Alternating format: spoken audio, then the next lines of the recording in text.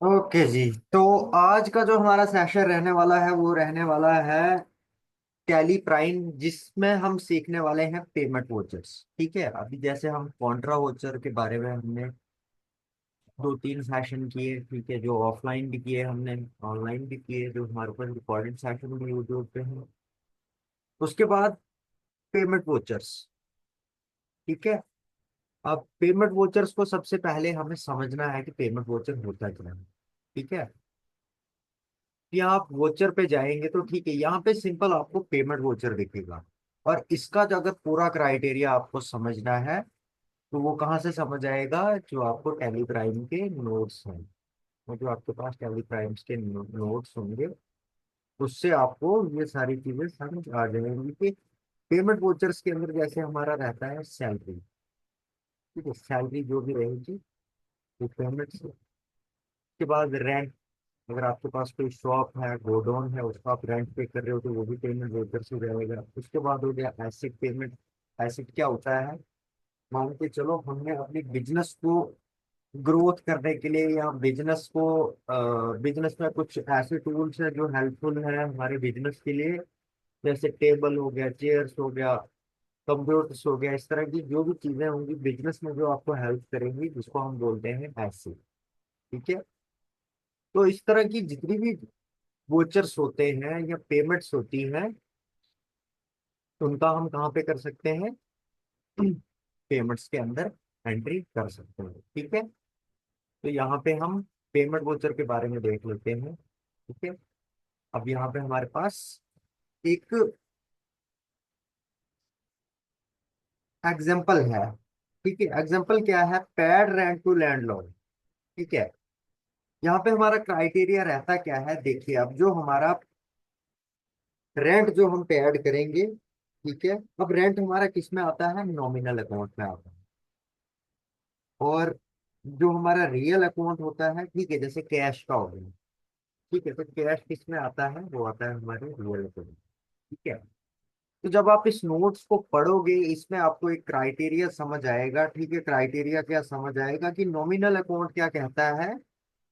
ठीक है, अगर हम रेंट पे कर रहे हैं तो वो हमारा नॉमिनल अकाउंट के अंदर आता है, और अगर हम कैश पे कर रहे हैं तो वो हमारा किसके अंदर आता है, रियल अकाउंट के अंदर आता है। ठीक है। तो अब हम मतलब किस तरह से इसको शो कर सकते हैं, अगर हमने नॉमिनल अकाउंट यानी रेंट एसी पे करना है तो वो हमारा डेबिट होगा। ठीक है।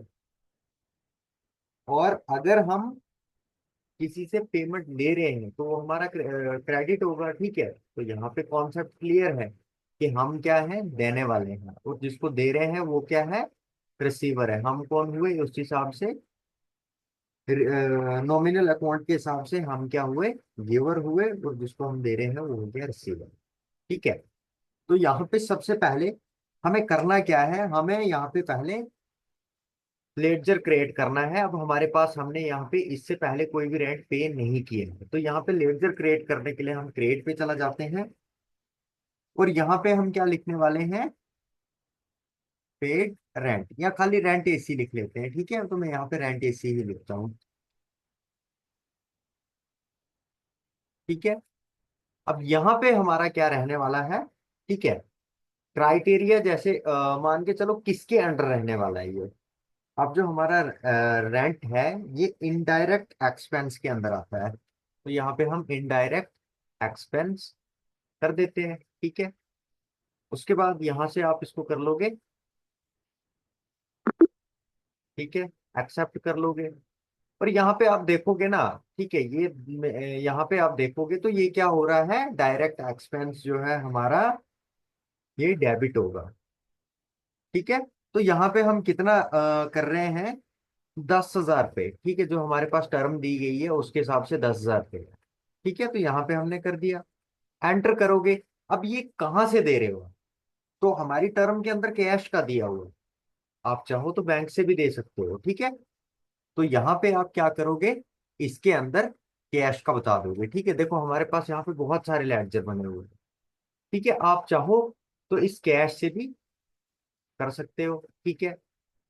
अब यहाँ पे आप देखोगे कि आप 10,000 पे क्या कर रहे हो, रेंट पे कर रहे हो, तो यहाँ पे आपका जो कैश है वो कितना है आपके पास, 1,05,500 रुपीज। तो उसमें से जब 10,000 पे निकलेगा तो वो ऑटोमेटिकली आपका जो यहाँ पे कैश होगा वो 10,000 पे कम हो जाएगा। ठीक है, यहाँ पे आपको डेबिट और क्रेडिट का पूरा अच्छे से क्राइटेरिया समझ आ जाएगा कि डेबिट और क्रेडिट ये दो चीजें क्या होती है। ठीक है, तो हम क्या करते हैं यहाँ पे इसको। ठीक है, अब देखो नरेशन में मैं क्या करने वाला हूँ, नरेशन में मैं इसको लिख देता हूँ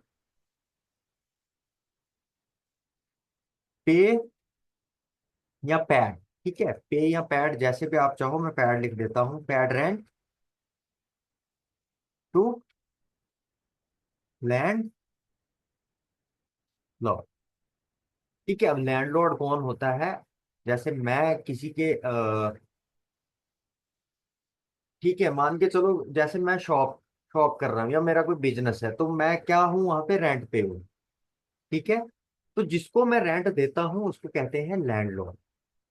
ठीक है, तो ये हमने यहाँ पे रेंट का डेबिट और क्रेडिट करके देखा। ठीक है, अब हमारी एंट्री हो गई है। उसके बाद दूसरा जो हमारा था वो क्या था, वो है सैलरी का। ठीक है, जैसे मैंने आपको सैलरी के बारे में यहाँ पे बताया था। ठीक है, अब हमने क्या किया कि हमारे पास क्या है, paid salary to employees employ 10,000 rupees. मान के चलो कि मैं बिजनेस कर रहा हूँ, मेरे साथ कोई हेल्पर है, तो मुझे क्या करना है, उसको 10,000 रुपये सैलरी देनी है। ठीक है, उसमें भी दो कंडीशंस होंगी। एक तो सैलरी एम्प्लॉय का अकाउंट बनेगा वहां पे। ठीक है, पेमेंट्स के अंदर ही हम बनाएंगे उसको भी। अब हमारे पास यहाँ पे सैलरी वाला कोई भी नहीं है, तो हम क्या करते हैं, यहाँ पे क्रिएट कर लेते हैं। ठीक है, आप चाहो तो इसलिए कैश में भी दिखा सकते हो, बैंक से भी दिखा सकते हो। तो यहाँ पे हम बैंक से दिखाते हैं। ठीक है, तो मान के चलो हमारे पास जैसे कोई काम करता है। ठीक है, मेरे साथ कोई काम कर रहा है, तो हम क्या करेंगे, उसका पहले सैलरी एसी के नाम से यहाँ पे लेडजर बना देते हो। ठीक है, अब यहाँ पे आपका जो अकाउंट है वो क्या है, यहाँ पे आपको चेंज करना पड़ेगा। ठीक है, ये इनडायरेक्ट एक्सपेंस इसमें भी आप दिखा सकते हो, बैंक में भी दिखा सकते हो, किसी भी तरह से यहाँ आप इसको दिखा सकते हो, ऐसा नहीं है कि आप नहीं दिखा सकते हो। ठीक है, तो मैं क्या करने वाला हूँ, यहाँ पे हम इसको दिखाते हैं बैंक अकाउंट में। ठीक है, तो यहाँ से हमने बैंक अकाउंट सेलेक्ट कर लिया। ठीक है, सैलरी एसी हमारा बन गया। ठीक है, अब कितनी सैलरी दे रहे हैं हम, 10,000 दे रहे हैं। ठीक है, मैंने यहाँ पे 10,000 लिख दिया, नॉर्मली एंटर कर दिया। अब बैंक के थ्रू दे रहे हैं तो यहाँ पे हमें क्या करना पड़ेगा, चेक को शो करना पड़ेगा। तो हम यहाँ पे अगर चेक, ठीक है, ओह। यहाँ पे इंस्टेंट मेन बाजार में बोला। डाल देता हूँ, इंस्टेंट नंबर मैंने कुछ भी डाल दिया यहाँ पे, ये तो मैं आपको समझाने के लिए बता रहा हूँ। अब ऊपर क्या बता रहा है, चेक के थ्रू अपने एम्प्लॉय को 10,000 को सैलरी दे रहे हैं। क्यों, हमने वही टर्म वहां पे क्या कर दी, इसको बता दी। ठीक है, बैंक नेम क्या है, तो यहाँ पे मैं बैंक नेम डाल देता हूँ स्टेट बैंक ऑफ इंडिया। ठीक है, तो यहाँ पे स्पेसिफिक बैंक को ही एंटर करता हूँ मैं, जैसे मैंने आपको शाम को भी बताया था। तो यहाँ पे नाम डाल देता हूँ, यहाँ पे मैंने एंटर कर दिया। तो अब यहाँ पे क्या करने वाले हैं हम सैलरी तो दे रहे हैं। ठीक है, अब किससे दे रहे हैं, चेक के थ्रू दे रहे हैं, बट कौन से बैंक का चेक है, तो उसके लिए हम क्या करेंगे, यहाँ पे स्टेट बैंक डाल देंगे। अगर हमारे पास नहीं है तो हम क्या कर लेंगे, यहाँ पे क्रिएट कर लेंगे। ठीक है, यहाँ पे मैं डाल देता हूँ स्टेट बैंक ऑफ इंडिया। ठीक है, कुछ नहीं चेंज करना है। ठीक है, अब जैसे यहाँ पे स्टेट बैंक ऑफ इंडिया, तो आपको यहाँ पे पता चलेगा कि हमारे स्टेट बैंक के अंदर क्या हो रहा है, डेबिट हो रहा है 10,000 रुपये। ठीक है, और किसको जा रहा है वो, चंदू।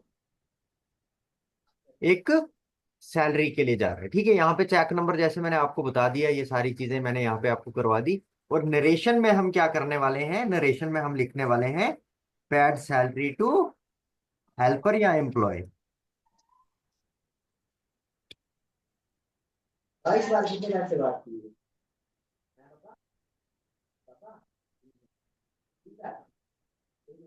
सैलरी टू एम्प्लॉय या हेल्पर, ठीक है। यहाँ पे मैं डाल,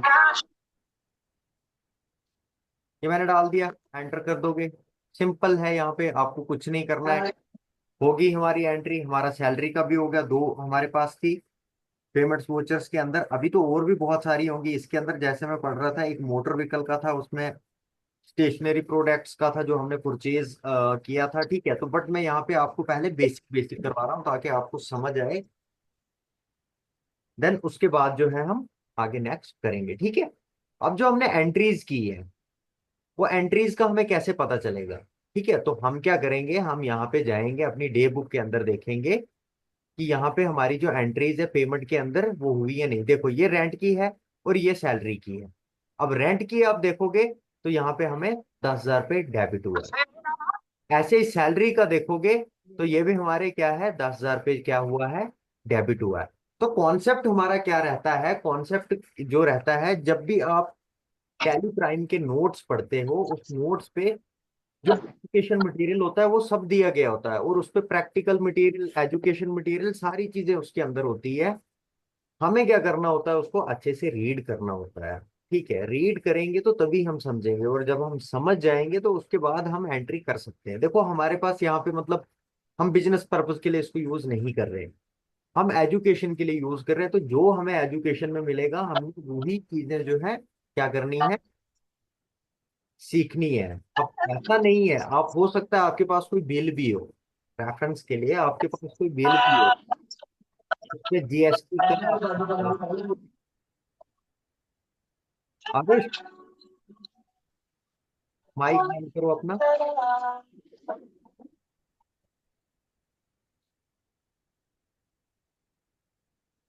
ठीक है। तो हमें क्या समझना होता है यहाँ पे, देखो टैली प्राइम एक क्या है, अकाउंट बेस्ड सॉफ्टवेयर है, जिसके अंदर हम क्या कर सकते हैं, अपनी बैंकिंग की ट्रांजैक्शन जो होती है वो शो कर सकते हैं, उनको रख सकते हैं, ठीक है। दूसरी चीज उसके बाद होती है हमारी, जैसे बिजनेस का है, तो बिजनेस का हम पूरा उसके अंदर जो है एक लेडजर्स के थ्रू क्रिएट करके सारी चीजें उसके अंदर हम क्या कर सकते हैं, सेव रख सकते हैं। तो यहाँ पे आपको देखो, मैंने जर्नल के अंदर भी एंट्री की है, परचेज के अंदर भी की है, सेल के अंदर भी की है, पेमेंट के अंदर भी की है, कॉन्ट्रा के अंदर भी की है, ठीक है। अब यहाँ पे जो मैं बेसिक एंट्रीज आपको करवा रहा हूँ, जैसे कॉन्ट्रा की बेसिक एंट्रीज आपको 6 क्लास ठीक है, जिसमें मिनिमम हमारा क्या है, क्रेडिट का हुआ। फिर पेमेंट में हमने चार एंट्रीज की है, वैसे रिसिप्ट में एक सिंगल एंट्री की है, जर्नल में एक एंट्री की है, सेल में एक एंट्री की है, और परचेज में भी एक ही एंट्री की। ठीक है आरुष, आप अपना माइक बंद करो,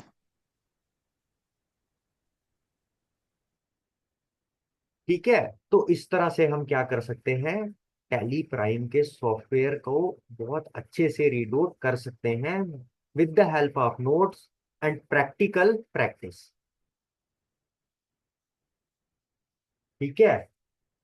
कोई देखो यहाँ पे एक दो दिन में समझने वाली चीज तो है नहीं, नहीं नहीं समझते भी 10-15 दिन लग ही जाते हैं, ठीक है। देखो इसके अंदर आपको, जैसे हम, मैं एक्सेल की बात करता हूँ ना हमेशा, ठीक है। यहाँ पे थोड़ा प्रॉफिट एंड लॉस रिपोर्ट के बारे में, ठीक है, ये भी मैंने आपको समझाया है कि प्रॉफिट रिपोर्ट और लॉस रिपोर्ट आपकी कब बनती है, जब आप क्या करते हो, परचेज और सेलिंग का काम करते हो। वैसे ही आपकी बैलेंस शीट होती है, ठीक है। यहाँ पे देखो आपकी बैलेंस शीट जो है ये है। अब करंट एसिड आपके पास क्या है, कैपिटल अकाउंट क्या है, लोन लाइबिलिटीज क्या है, करंट लाइबिलिटीज क्या है, प्रॉफिट एंड लॉस क्या है, ठीक है। तो ये सारी चीजें आपको नोट्स के अंदर मिल जाती है, ठीक है। तो अच्छे से नोट्स को रीड आउट करो, इन एंट्रीज को करो, ठीक है। आपके पास बहुत टाइम होता है, आपको ये भी कोई नहीं बताता है कि आपको इतना ही टाइम है। आप चाहो तो सुबह 10 बजे से लेके 2 बजे तक भी कर सकते हो, 1 बजे तक भी कर सकते हो, ठीक है, चॉइस आपकी है, ठीक है।